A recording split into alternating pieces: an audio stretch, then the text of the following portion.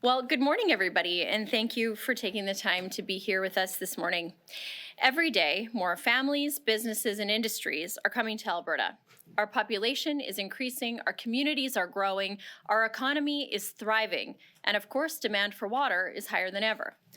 Every part of our province and economy relies on water. While we cannot make it rain or snow where or when we need it, we can make the system more effective and make every drop of water count. That's why we're here today.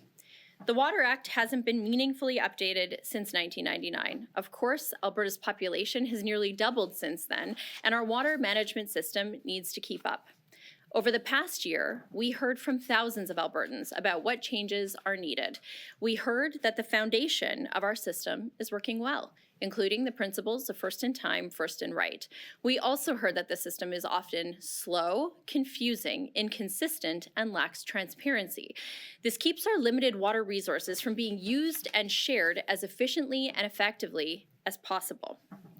So today, we're listening to Albertans. We're proposing common sense amendments to the Water Act that will help make more water available while keeping our strong environmental protections in place. Bill 7 will remove barriers and improve water licensing processes, making it easier to access and use water. Right now, slow and confusing rules prevent many farmers from making minor changes to how they use and divert water on their own land. We will give them more flexibility so that water gets to where it's needed. We're also making it easier for communities to collect rainwater from rooftops and reuse wastewater. This will make it easier for municipalities and industry to put this water to good use. We've also heard that we need better transparency on where water is going in our province. Right now, there are gaps in how information is reported and to whom. Bill 7 will allow the government to set consistent expectations for water use measurement and reporting. This will make the system fairer, more transparent, and help water users access water when they need it or in times of significant drought. And finally, Bill 7 will bring Alberta in line with other jurisdictions in Canada by allowing lower risk interbasin transfers to be approved by ministerial order instead of requiring a special act of the legislature. For example, if communities like Milk River need an interbasin transfer to access drinking water due to an incident wholly outside of their control, it does not make sense to wait for the legislature to meet and vote. This doesn't happen in other provinces. It is slow, cumbersome, and delays water to getting where it is needed. To be clear, this change would only apply to low-risk transfers. Any high-risk transfers would still require a special act of the legislature. So what this means is that any transfer request involving a large amount of water or traveling long distances or involving more than 2 basins would all still need to be voted in the legislature. And low-risk transfers must still meet strict environmental standards or they will not be approved. These are common sense changes that will make more water available for all Albertans, reduce unnecessary regulatory hurdles, and provide everyone with a better picture of where, when, and how our water is being used. We're not changing the Water for Life strategy. We're not broadly clawing back existing allocations or adding new royalties or volumetric water pricing. Alberta's strong environmental standards remain unchanged, but we are making the water management system stronger, faster, and more efficient. This system is complex, and we know there is more work left to do. The legislation is the first piece. We will keep using every tool available, including regulatory and policy changes, to further improve the water management system Albertans rely on. Today's amendments keep the foundation of our 120-year-old water system in place while updating it for the 21st century. Water is one of our most precious resources. Albertans expect and deserve a system that maximizes our water supply. This bill will help make more water available while continuing to support our growing communities, thriving economy, and protecting the environment for years to come. Thank you very much, and now I would like to hand it over to Minister Sigurdsson to say a few words. Well, good morning, everyone, and thank you, Minister Schultz. It's an incredible pleasure to be here to talk about the changes to the Water Act that Minister Schultz and her department is proposing. Of course, water is absolutely essential to all things agriculture. It's vital to our irrigation districts, to our farmers and ranchers, and to our egg processors so they can continue to feed the world. Now, Alberta irrigation districts manage water for farmers, ranchers, and rural municipalities to grow crops, raise livestock, and for rural households. Our agricultural industry is growing, and we need to ensure this growth is met with reliable water access and the support our farmers and ranchers need to thrive. With the droughts in recent years, our government has made it a top priority to explore every opportunity to secure more water access and improve stability in drought-affected areas. That's why my ministry continues to invest in improving our irrigation system through the Irrigation Rehabilitation Program. We're replacing open canals with buried pipelines to ensure the water gets to the irrigators, and we're increasing efficiencies. Modernizing Alberta's irrigation network will position our agricultural sector to lead our province's economic growth. And we're looking at other options as well for water storage that will help farmers and ranchers through dry times, which we know will come again. So that's why I'm so excited to be here today and to be here for the announcement on the water changes that Minister Schultz is proposing.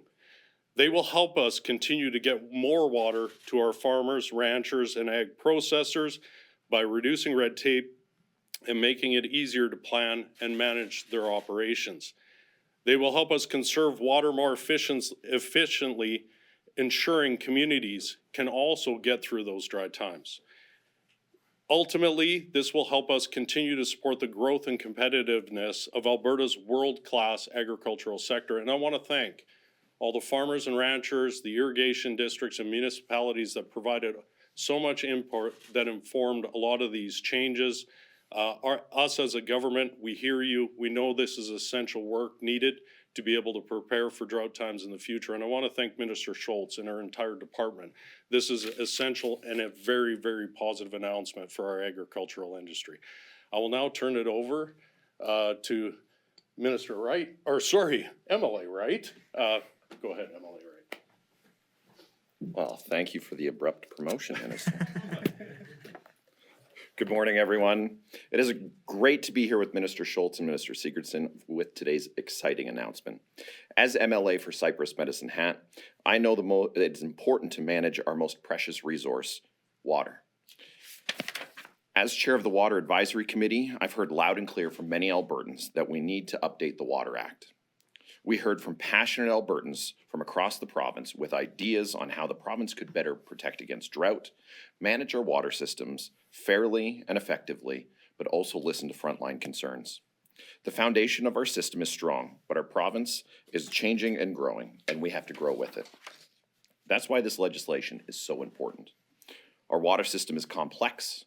It involves everyone from farmers and ranchers to industry and communities. As Minister Schultz said, there are practical and common sense changes that we will be making to the system to operate more efficiently, effectively, and allowing our water resource to go a whole lot further. Today is an exciting step forward in this process, and I know Minister Schultz is far from finished. I look forward to seeing what comes next. I'll turn it over now to Mr. Bishop.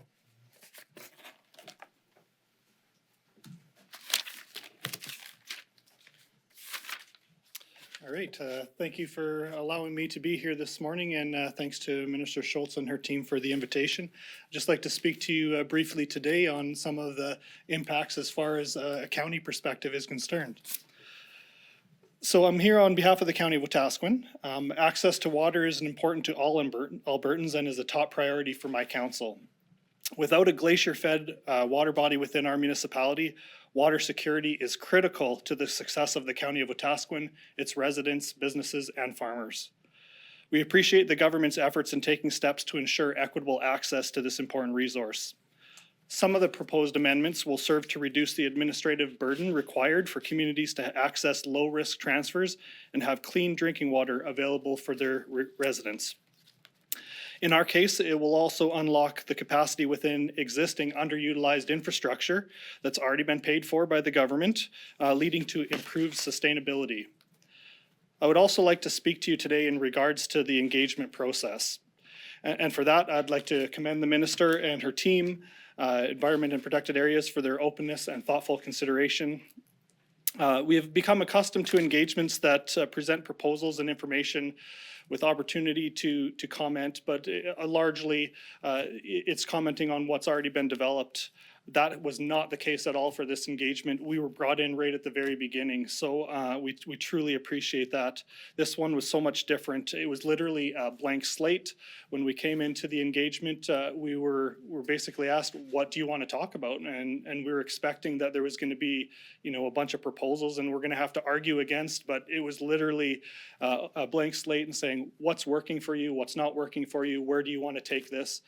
And then when we got to the second round of engagements, it was very different as well. It was more similar to what we were used to, where information was being presented. But this time, I recognized some of the stuff that was being presented because I seen some of the comments that I had made and my group had made. So we're just really want to commend you on this process. I think it's a good way going forward. I hope the rest of the government picks up on this engagement because I truly believe it was a success. So with that, I just again want to thank you for taking the time to listen to our concerns. As you develop this legislation, it took courage to have these open and honest discussions on water. This is a topic that's near and dear to all of our hearts, and we just appreciate the opportunity to have a voice at the start of the process and look forward to seeing the final result. Thank you, Reeve Bishop. We will now go to the Q&A portion of this press conference. We'll start in the room and then we'll go to the phones. It will be one question, one follow-up. We'll start in the room. Catherine. Yeah, Catherine Murkowski, Alberta. So I'm wondering, so you said no changes to royalties, no volumetric pricing. Why was that decided? So that was something that when we went out, and as Reeve Bishop pointed out, with this engagement, we started actually at the table with some ideas. And then we quickly learned that there are very strong feelings about water management. We took a step back and said, no, before our department comes up with ideas, we would like to hear from Albertans about what is working, what is not. There are other jurisdictions that have gone down the path of volumetric pricing. However, especially at a time of drought, which we had seen for the last 2 years, getting rid of our entire first-in-time, first-in-right system was a massive concern, and I think would have really thrown some undue chaos into the mix when people are looking at water availability. I would also say that in some of those jurisdictions, water is not being necessarily managed in a way better than what we're doing right now. And so, first of all, we thought, let's start with looking at what's working, first in time, first in right, respecting the water licenses that are already in place to make sure that we do have stability for all of our major water users. But there is a gap in terms of the information that we have, how it's reported and to whom. There isn't a lot of consistency, especially amongst some of those older licenses, about the requirements for reporting to the government.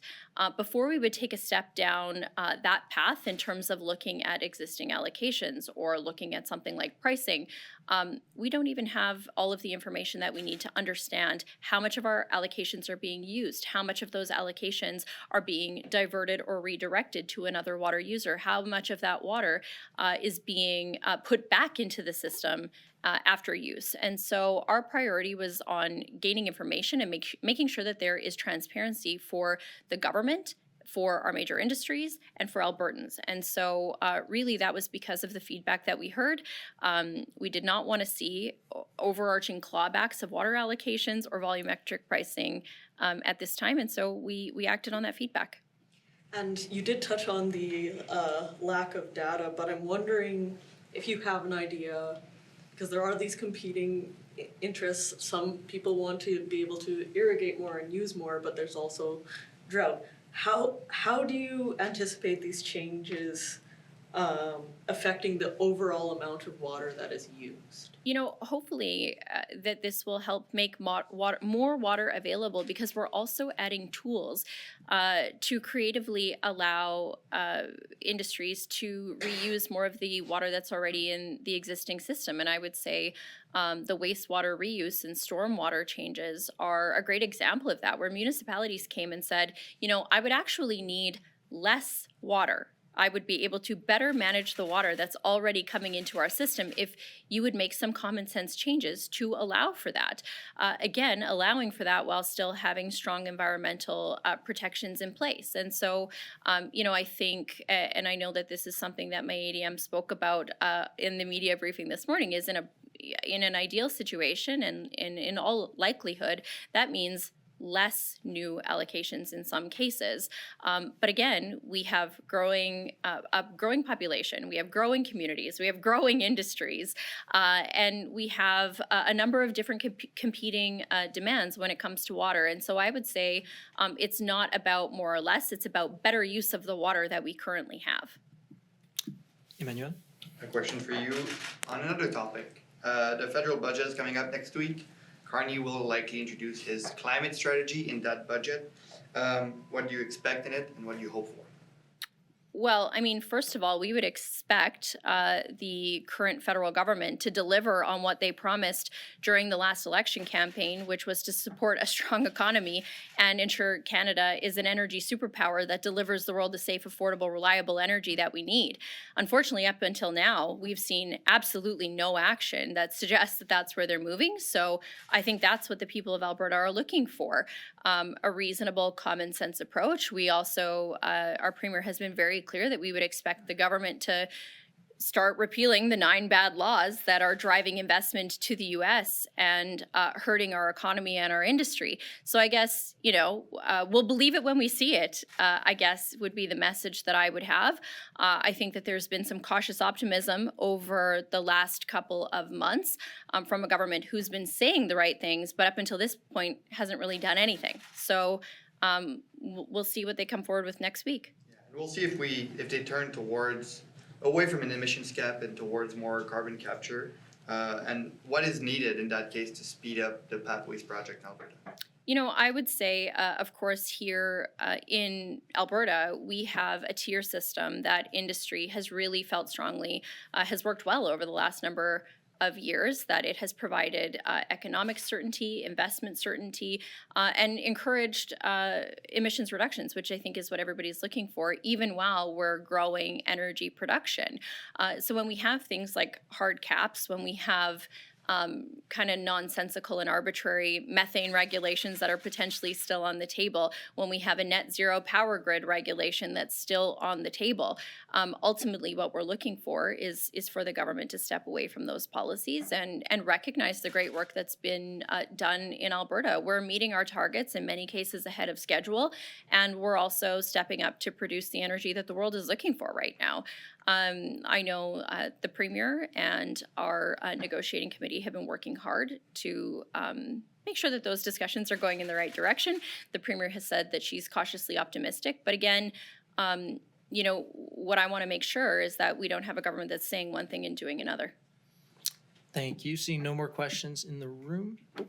Can I get Mr. Wright and ask, can I just ask you, just describe these new regulations and what they'll do for your riding?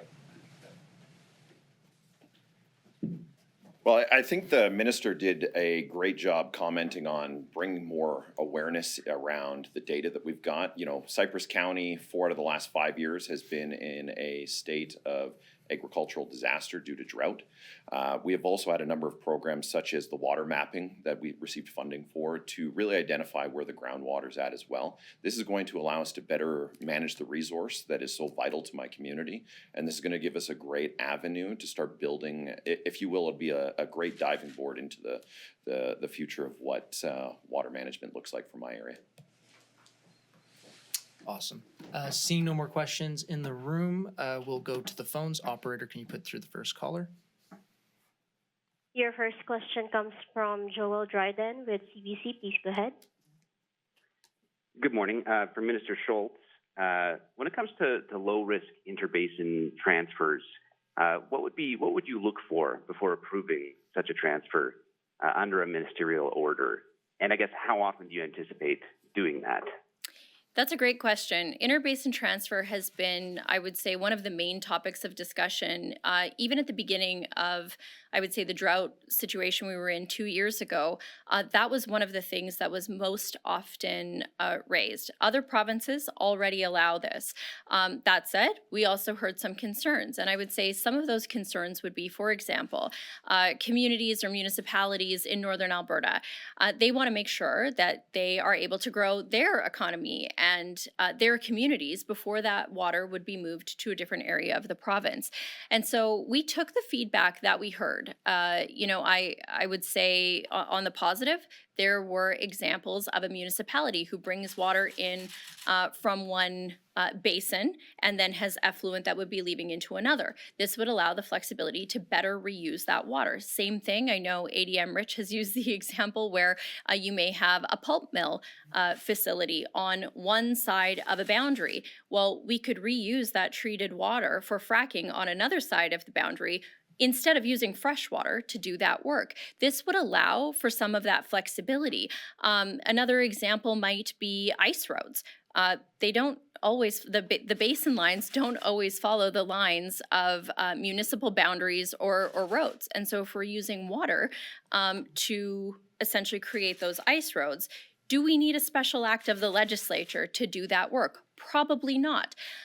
But we wanted to make sure that people's feedback was heard. So right in the legislation, we do have amounts that would be allowable and that would be considered low risk. That is based on the overall average amount of flow, the amount of water that is still left available in that basin.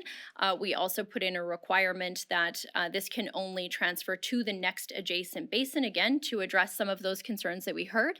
And so I think our department has done a great job in terms of managing both the feedback that we received, but also the data that we have on water use and potential environmental impacts by allowing this to happen. Operator, can we put through the next caller? Your next question comes from the line of Ted Henley with CBC Calgary. Please go ahead. Oh, hi. Yeah, thank you this morning for taking my question. My question is for Minister Schultz, and I apologize if this was mentioned previously. I experienced a bit of a tech glitch getting into the news conference today. Just staying with the interbasin transfers, looking at the documents here that were given to us this morning from the province, I guess only 7 have been approved in Alberta's history to date. Minister, can you give me an example of what an interbasin transfer would look like? Full apologies. I'm not a water guy. I don't know what they are. And can you explain why you want to make it easier, with just you giving the okay on this, or whichever minister it takes your place eventually down the road, instead of requiring a special act of the ledge and, the full debate, et cetera, et cetera? Yeah, it's a great question. And so first of all, it really came up as a common sense approach to allowing, generally the people asking for this was municipalities. And so when we look at the 5 interbasin transfers that are still in operation, they are all for municipal water systems. And so that is really, I think, where we can have some additional flexibility to make sure that communities, and I would say especially rural communities, have the water they need without us having to come back to the legislature, which is not a requirement in any other province. And so I think it was really, my department did an excellent job in terms of looking at the feedback and examples provided by especially municipalities. In some cases, there could be improved industrial wastewater reuse that we could allow, which again is the right thing to do for the environment and would require less of a draw on fresh water. And so we can do that, but we still wanted to make sure that we put parameters in place that this is required by looking at the amount of flow in each river basin, the amount of water that's already been allocated, and making sure that there aren't going to be adverse environmental impacts, that would put anybody at risk of invasive species, and make sure that we're maintaining our high environmental standards. And maybe ADM Rich, you have some good examples, I think, of specific municipal regional uses where this might be helpful. Ryan will share his microphone. Sorry, buddy. Just quickly, as Minister mentioned, there are 5 interbasin transfers done to date since the Water Act was established in 1999. They're all for municipal uses, specifically regional systems. So regional systems could be for drinking water or treated wastewater, and why it allows that safety and security of drinking water to be on a line with common operators and this to assure that safety to that drinking water. So we see I think we've got a Reeve here who's very much near one of these systems and looks to say that helps protect not only the security of the supply, but the safety of that drinking water coming. So that's really where the applications have come from. But we are recognizing, and we've heard there's other potential applications across this province, just recognizing it's a boundary based on a line on a map. Would you like to speak to that? I can give you a couple words, sure. So yeah, I guess I can just speak to a couple of the common sense approaches. So as has been mentioned, our borders for municipalities don't always follow a watershed. So you might be offering a service within your municipality where you're offering water, but the line would have to stop at a basin because you can't cross that line, but you would have residents on one side of a river or stream that would have access, and the other ones would not. So it just common sense approach that, you know, we want to supply water, drinking water to our residents. We're not talking in our case, especially like high volumes. In many cases, it wouldn't be. And this would all be parts of the consideration that the minister would look at. So. Did you have a follow-up, Ted? Yes, I do. Thank you for that. I appreciate it. And again, for Minister Schultz, if you don't mind, what kind of safeguards are in place or are going to be put in place with, Bill 7 here to make sure, too much water is not moved around and allocated, leaving some areas perhaps lacking? That's a great question. And so in this instance, the guidelines and the amounts and the definition of a low risk transfer is directly in the bill. We wanted to make sure that we were very clear about what we would consider low risk. And like I said, those details and that amounts, they differ from basin to basin based on the amount of flow, based on the users, based on the amount of allocations already within that region. And so the department did a great job in terms of taking a very strategic and data-based approach to what we would consider low risk. Now, anything that falls outside of that low risk definition or would span multiple basins, so is not going directly to the next adjacent basin, that would be something that would still require a special act of the legislature. And we experienced a small technical difficulty. If we can go back to Joel Dryden for his follow-up question. Oh, thanks so much. For Minister Schultz again, can you talk a little bit about the proposal, the plan to consolidate the Peace, Slave, and Athabasca basins? What's the thinking behind that? We heard earlier this year from some environmental groups concerned about, potential interbasin species. Are there any risks involved with consolidating those basins, and what can be done to mitigate that? No, my department does not believe that there would be any significant environmental risks, largely because of how the water flows, the type of water bodies we have in that area. And like I mentioned before, sometimes those basin boundaries are somewhat arbitrary in that we want to be able to make some common sense changes to address some of the concerns that we've heard from municipalities, but we didn't see any risk in terms of amalgamating those two regions for the purposes of an interbasin transfer. Thank you, everyone. That concludes today's press conference. Have a wonderful day.